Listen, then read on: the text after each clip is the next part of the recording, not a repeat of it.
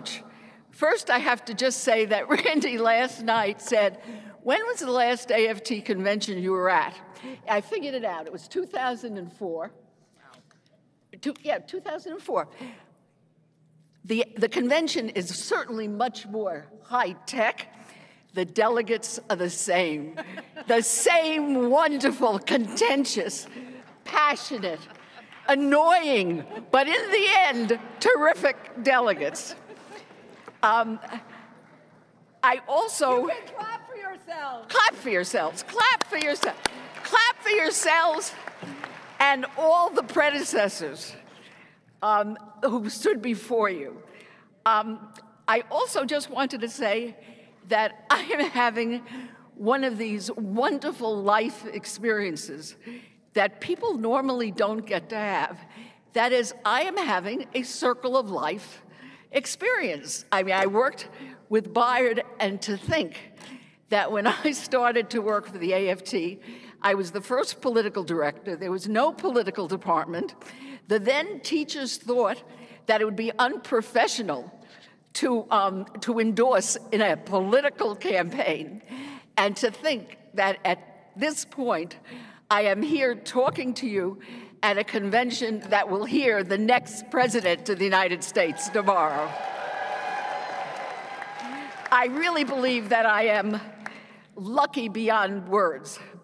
And also what hasn't changed is I write my speeches the way I always did, never did teleprompters. But anyway, I want to really thank the AFT for this award.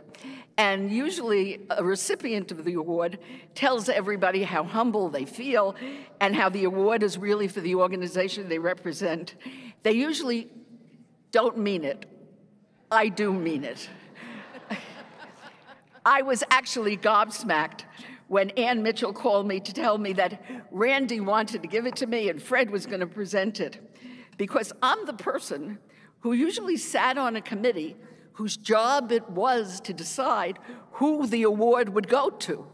And many times I said, no, not them, because I know more than most people or anybody else how difficult it is to live up to the ideals of Bayard Rustin. Bayard had a generosity of spirit that was incomparable. He was bigger than life. He was more complex, more talented, more energetic than anyone I have ever known or read about. He felt things deeply, and yet he knew how to move on, even when tragedy struck. Bayard was devastated when Dr. King was assassinated in Memphis. So what did he do? He immediately got on a plane, flew back to Memphis to help James Lawson organize the Memorial March. But before he got on the plane, he did an NPR interview, and through his tears, really sobbing, he raised nearly $1 million for the Memphis strikers. In those days, that was a lot of money. He took more risks and was in prison more than any other civil rights leader. He spent 2 years in a federal penitentiary, 30 days on a North Carolina chain gang. Did you hear me? Chain gang. There were at least 20 other civil rights and human rights arrests. But he lived life to the fullest, personally and professionally. Good politics, winning politics, Bayard taught.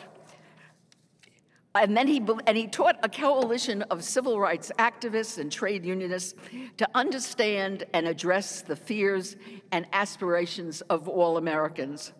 So it was a seamless transition when I went from working with Bayard to Al Shanker, from the civil rights movement to the trade union movement. Bayard and Al shared an ideology. They were great friends, the kind of friends who really listened to what the other one was telling them, who respected and learned from each other. During the Ocean Hill-Brownsville crisis in 1968, Al was accused of being a racist and threatened physically. Bayard stood by him, marched with him, and organized support for the UFT. Those of you who were alive in '68 can applaud that.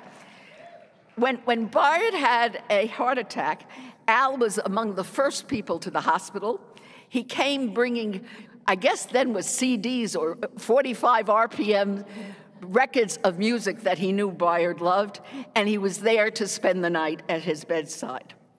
They were both small d Democrats, and their message of social justice took them all over the world. I believe they first met when they were election observers for the Committee for the Free Elections in the Dominican Republic. That was in the early 60s. Incidentally, I was the executive director of that committee. They both demanded that people who work for them speak truthfully, work incredibly hard, to say no and to argue. I know Bayard and my late husband, Tom Donahue, would have wanted me to share this award with Al Shanker and at least 3 other people. First, Nat LaCour. Connie LaCour is someplace in this audience. Nat was the legendary AFT vice president and treasurer who led the first local union in the South to win collective bargaining and a contract. He embodied the values Bayard stood for. Nat could tell a funny story and teach an important lesson almost as well as Bayard could.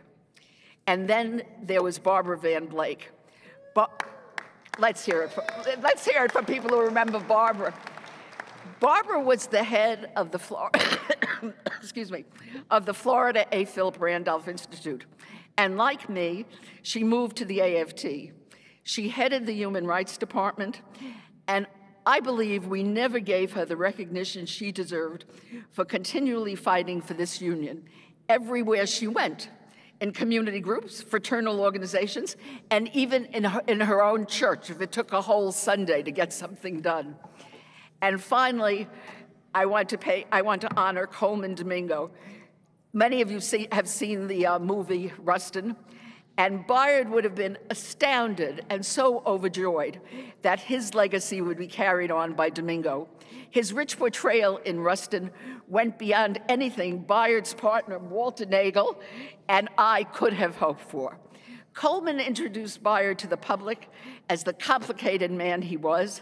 Not only does he represent Bayard on screen, but he has made Bayard's mission his mission to fight for social justice and for all people. Okay, at this point, Bayard would say to me, I actually hear him saying it, "You've gone on long enough, Rachelle." Okay, so there is just a final word, which I know he would approve of. President Biden showed great faith, support for the AFT when he agreed to come here to speak tomorrow. And now Vice President Harris has done the same. Her campaign does the AFT an honor to come here, but we owe her something in return. That is, we've got to get out the vote. We've got to show the world the clout we really have. So you know what your job is tomorrow. Bayard would probably say, "Fools, you know what your job was tomorrow." But after Vice President Harris leaves, you've got to go back to your locals, to your central bodies, to your community organizations, and between now and the election, get out every goddamn vote. Thank you.